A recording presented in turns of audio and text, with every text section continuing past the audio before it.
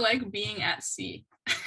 Oh, being at sea, it's pretty crazy. I'm not gonna lie, especially when you're really out there. Yeah, so I sailed on the West Coast in the Pacific, and I would describe it as a roller coaster that never ends. I get That's seasick too, so I was throwing up a lot. Yeah, but you get used to it after a couple days, but it's it's definitely a struggle to be at sea. Yeah. and anyone ever fall in the shower because it's moving? I Just have, not gonna lie, because you like fell in you're the not in, shower? yeah, because you're not in control of where the ship's going.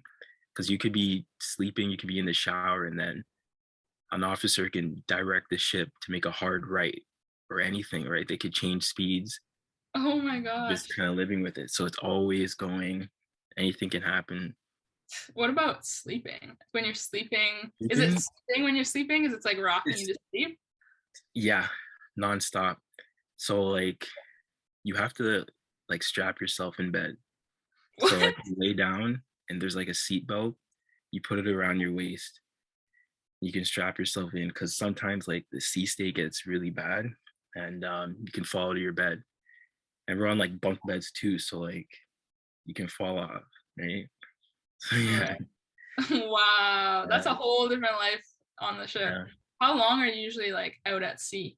It depends. It depends. Like if you're on deployment or you're on a day sail, Mm. it really depends. You can be at sea for days, weeks. But the good thing is like you get to visit ports. So like I sailed on the Pacific and I was able to go to like Portland, Seattle, San Yes. Diego, places like that. But usually not always at sea, but like you could remain at sea for like extended periods of time. It depends like whatever you're doing, right? So yeah. Mm-hmm. And what different types of like ships do we have? Like, what are usually So on? I've sailed on MCDVs.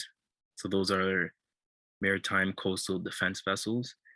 Those Okay. are the smaller ships that we have in Canada, but we also have frigates, and those are like the bigger warships. I've never sailed on those, but those can keep up to like 300 sailors or more.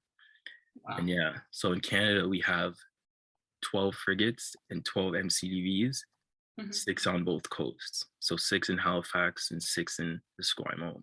So how is the food in the Navy? The That's food is amazing. really Yes, I appreciate all the cooks that we have on board. Yeah, they're amazing. It's their job to make us food, breakfast, lunch, dinner. It's always on point. so it's always actually freshly prepared, Yeah, hot cooks, for the day. legit cooks making breakfast. Ask you what would you like, you tell them. It's like that. It's not like the army where you have to eat MREs and kind of stuff. Oh my Always gosh. great. The first time I ate one of those rations in the army, I was Oh like, man, wow, how do you guys survive on these things? It's I feel crazy. so bad for you. And then you're eating like a 3-course meal every day. Yeah, yeah. Even though you throw it up in a bit, it's okay. Oh yeah, that's true. But yeah. Do you guys have do you do like PT or anything like that on the ship? Yeah, yeah. So on the bridge, Mhm. um, on an MCDV, on a bridge, we have like treadmills, we have weights, Oh that wow. kind of stuff. You can go outside. Yeah, you can work out. Yeah, if you want. I'm just trying to make it through the day. I'm not trying to work out, but yeah. And what are your breaks like, I guess? It's another question. So you work on different rotations. Mhm. Um, Obviously, it's a 24-hour operation, Sure. so it depends on like your supervisor. Some some ships, like every department, has a different watch rotation. So I'm guessing you'd work for 8 hours, you go to sleep, you'd come back, work for 8 hours, something like that, like 8 on, 8 off. But in the end of the day, like you're always working. You know what I mean? Like even if you're sleeping, you're still working because you could like finish your shift, go to sleep, and then there's a fire alarm. or there's a Right. flood, like anything can happen, right? Or there's a man overboard drill, which happens a lot. We do a lot of those drills just so we're prepared in the event of an emergency.